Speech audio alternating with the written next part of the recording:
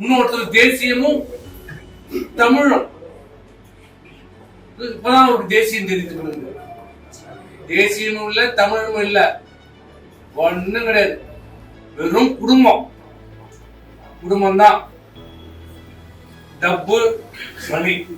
இந்த 10 ஆண்டு காலம் பாரதிய ஜனதா கட்சி ஆட்சியில் அந்த பாரதிய ஜனதாவோட கூட்டணி வைத்தவர்கள், அவர் ஆட்சியில பங்கேற்றவர்கள், இல்ல அவர் எதிர்கட்சியா இருக்கின்ற மாநிலங்கள், இன்றைக்கு தமிழ்நாடு இந்தியா முழுதும் அனைத்து மாநிலத்திலும் இருக்கின்ற, அது பிராந்திய கட்சியாக இருக்கட்டும், இல்ல தேசிய கட்சியாக இருக்கட்டும், பாரம்பரிய காங்கிரஸ் கட்சியாக இருக்கட்டும், ஜம்மு காஷ்மீர் இருக்கிற கட்சியாக இருக்கட்டும், வடகிழக்கு மாநில கட்சியாக இருக்கட்டும், அனைத்தையும் சுக்குநூறாக உடைத்து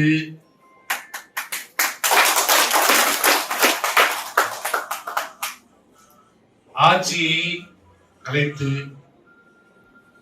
ஆட்சியை பறித்து இருக்கின்ற இயக்கம். அப்படிப்பட்ட மிகப்பெரிய ஒரு அதிகாரமிக்க இயக்கத்திடமிருந்து இன்றைக்கு இந்த இயக்கத்தை கட்டி காப்பாற்றி, அப்படிப்பட்டவர்கள் காப்பாற்றி அனைத்து அண்ணா திராவிட முன்னேற்றம் மட்டும்தான் இருக்கு வலிமையான இயக்கம். ஏன், என்ன காரணம்? என்ன காரணம்? ஏன் இப்படிப்பட்ட மிகப்பெரிய ஒரு இந்தியாவுக்கு அனைத்து கட்சிகளும் அனைத்து நொறுக்கிய கட்சி அனைத்து இந்திய அண்ணா திராவிட முன்னேற்ற கழகத்தை மட்டும் பண்ண மாட்டேன்னா என்ன காரணம்? இது தொண்டர்கள் நிலைமைய இயக்கம், தலைவர்கள் நம்பி இல்லை இந்த இயக்கம், தொண்டர்கள் பலம்.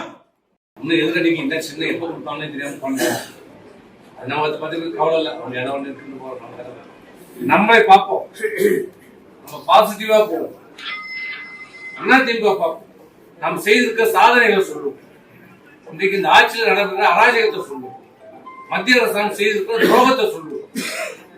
இன்னைக்கு வராரு பிரதம மந்திரி, 10 தடவை வராரு, ரோட்ல நடக்கிறாரு, கப்பல்ல பறக்கிறாரு, எல்லாம் வராரு. இன்னைக்கு எல்லாம் வராரு. ஆனா வெளில வரும்போது காணோம், வெயில் அடிக்கும் போது காணோம், மக்கள் செத்து செத்து மடியும் போது காணோம். இன்னைக்கு வராரு. இன்னொருத்தர் தேசியமும் தமிழும். இப்பதான் ஒரு தேசியம் தெரிவித்துக்கணும். தேசியமும் இல்ல, தமிழும் இல்ல, ஒண்ணும் கிடையாது. வெறும் குடும்பம்.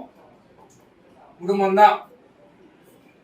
டப்பு வலி, வேற ஒண்ணும் கிடையாது.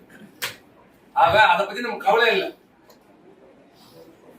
நமக்கு மேல இருந்த ஒரு பாரம் நீங்கிடுச்சு. நமக்கு இருந்த ஒரு பாரம் நீங்கி விட்டது.